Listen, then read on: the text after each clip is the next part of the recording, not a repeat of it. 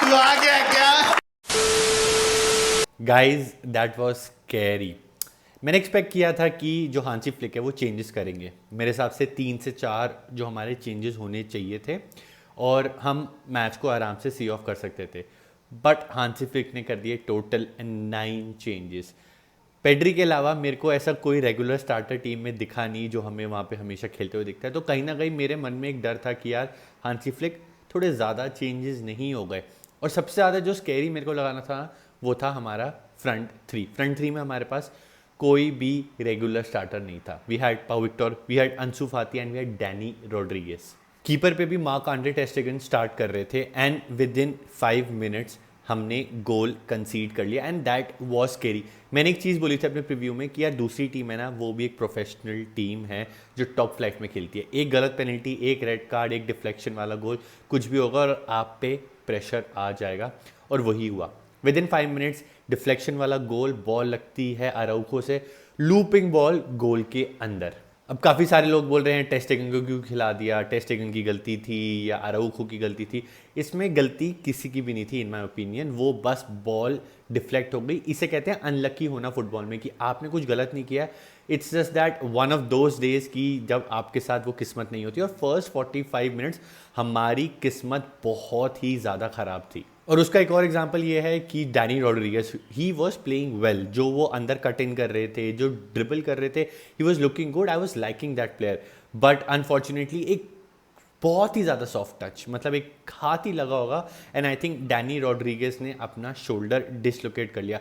That was scary. So मैं बोलूँगा मुचा फुएर्सा to Dani Rodriguez. I hope वो जल्दी ठीक हो जाएं। काफ़ी जिस तरीके से उनको बैंडेज लगी थी, मेरे को डर लग रहा था। बट उसके बाद फिर हमने बाद में देखा गावी को भी लग गई है, मसल ओवरलोड कह रहे हैं। I hope he is fine. और भी सारी काफ़ी चीज़ें हैं जिसमें हम अनलकी रहे। उसका एक एग्जांपल ये है कि हम गोल पे मार रहे थे बट वो बॉल अंदर जा ही नहीं रही थी। जो एक शॉट मारा था अंसु फाती ने, कीपर ने सेव कर लिया। एक बहुत ही सॉलिड हेडर बाय पाउ विक्टर, बॉल बस अंदर ही नहीं जा रही है। फेरमीन के शॉट्स आ रहे हैं, डिफेंड हो रही है, लास्ट डिच डिफेंडिंग हो रही है, प्लेयर्स लेटे पे लेटे जा रहे हैं। किसी तरह वाइडोलिड ने कसम खा ली थी कि if we are getting relegated, हम फुल ट्राई करेंगे कि बार्सिलोना से हम ये 3 पॉइंट्स ड्रॉप करवा कर ही रहे। और जो पर्पस था ना प्लेयर रेस्ट करने का, वो पर्पस ही बिल्कुल फॉरफिट हो गया। हमको इंटर मिलान वाली गेम खेलनी है और हम खेल रहे हैं अपनी ला लीगा की game against a team which is 20th on the table. उस हिसाब से रोटेशंस होनी चाहिए थी। ये पर्पस था कि प्लेयर्स को रेस्ट मिले। बट इवेंचुअली हमको उतारना ही पड़ गया लमीन यमाल को, हमको उतारना ही पड़ गया फ्रैंकी डियोंग को, हमें उतारना ही पड़ गया रफीनिया को, डैनी ओल्मो को। तो जो पर्पस था वो पूरा पर्पस ही डिफीट हो गया क्योंकि हमने एक जल्दी गोल खा लिया था। But again over the course of the season मैंने हांसी फ्लिक की हमेशा तारीफ ही करी है and I have always said, किसी को ट्रस्ट करो ना करो, हांसी फ्लिक को ट्रस्ट करो। हांसी फ्लिक ने टाइम वेस्ट नहीं किया। विद इन 45 मिनट्स चेंजेस किए, एक एक करके जल्दी जल्दी जल्दी जल्दी चेंजेस किए and in came Raphinha. Lamine Yamal तो पहले ही उतर गए थे बिकॉज डैनी रॉड्रिगेज को इंजरी हो गई थी।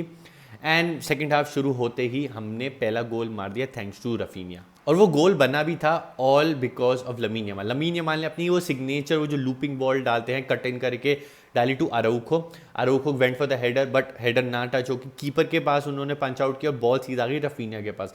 रफीनिया ने ब्यूटीफुली कंट्रोल करी और अपने राइट फुट से शॉट मार के वो गोल मारा and that was an amazing finish by Raphinha, well done. और उसके कुछ देर बाद ही हमारा दूसरा गोल आ जाता है thanks to our man of the match Gerard Martin. Gerard Martin looked fine to me, but उनकी एक सबसे सिग्नेचर मूव या सबसे बढ़िया चीज़ पता क्या लगती है, वो बॉल आगे ले जाते हैं और ऐसे बैक कट इन करते हैं। आपने कभी भी जेरार्ड मार्टिन को देखा ना, वो क्रॉस के लिए नहीं जाते हैं बिकॉज उनके पास वो इतनी अच्छी क्रॉस वाली एबिलिटी है नहीं। तो अगेन उन्होंने वेंट आगे, बॉल को ऐसे कट इन किया, found Fermin and what a shot by Fermin. या फेरमीन ना सबसे ज़्यादा मेरे को एक प्लेयर लग रहे थे कि वो गोल मार सकते हैं और गोल उन्हीं से ही आया।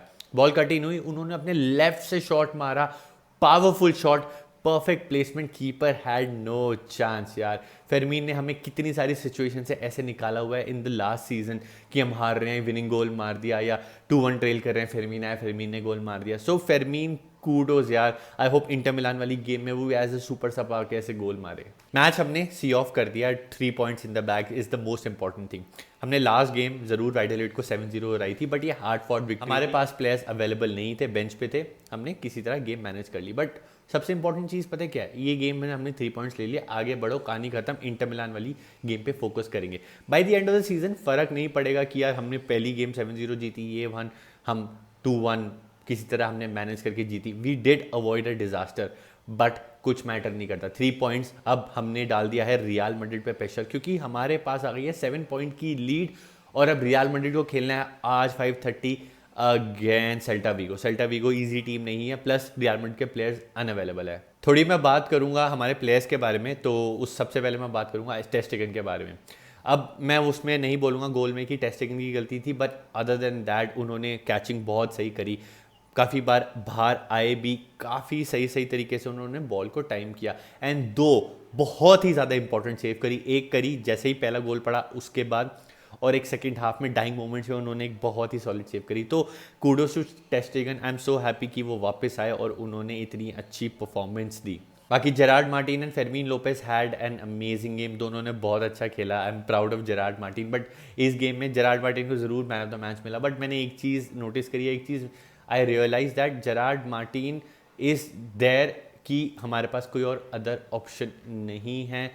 Truth to be told, he is not Barça material, because हमने एक चीज़ नोटिस करी होगी कि जो हमारा लेफ्ट साइड था ना, जब जेरार्ड मार्टिन वहाँ पे थे, वहाँ से अटैक बन ही नहीं रहा था। अटैक वहाँ से बनना तब शुरू हुआ जब रफीनिया आए। जब रफीनिया आए तो वहाँ पे थोड़ी हमें मूवमेंट देखने को दिखी और उस साइड से हमें अटैक मिला। I don't want to see you again for the rest of my whole life, and I don't want to see anybody else either. I hope I never see any of you jerks again. वरना सारा right की side से attack हो रहा था जब Danny Rodriguez थे, जब लमीन यमाल थे। तो ये चीज़ इंटर मिलान भी देख रही होगी, तो मैं बस होप कर रहा हूँ कि जल्दी से बाल्डे वापस आ जाए। I hope he starts the game against Inter Milan, ताकि हमारे दोनों साइड से अटैक पड़ पाए और हमारे राइट पे वो डिफेंसिव ओवरलोड करके लमीन यमाल को रोकने का ट्राई ना करे। इवन तो लमीन यमाल को रोकना we have seen in the first leg, it is not that easy. बाकी guys this is my new setup. अभी मैं यहाँ पे चीज़ें और सेटल डाउन हो रहा हूँ, चीज़ें देख रहा हूँ कौन से रूम मेरे लिए बेस्ट रहेगा वीडियो रिकॉर्ड करने के लिए, क्या सेटअप रहेगा। सो 1-2 वीडियोस के लिए बेयर विद मी, आपको वही सेम अच्छी गुड क्वालिटी वाली वीडियोस आती रहेंगी। वीडियो अच्छी लगी तो लाइक करो, नीचे कमेंट करके अपने 2 सेंट्स दो, आपको कितना बड़ा हार्ट अटैक मिला था जब आपने लाइनअप देखा, और उसके बाद पहला गोल पढ़ने के बाद डिड यू लूज़ होप, ये भी कमेंट करके मेरे को बताओ। चैनल को सब्सक्राइब नहीं किया तो कर देना। 80% लोग आते हैं चैनल बिना सब्सक्राइब करके वीडियोस देख के चले जाते हैं। Please help me reach that 10,000 subscribers वाला mark, that would be very very very helpful. See you in the next one. Visca Barça sempre. And now let's focus on the second leg of the Champions League because we have to go to Munich. I was never in this for the money. But it turns out that the money was an absolute necessity for me.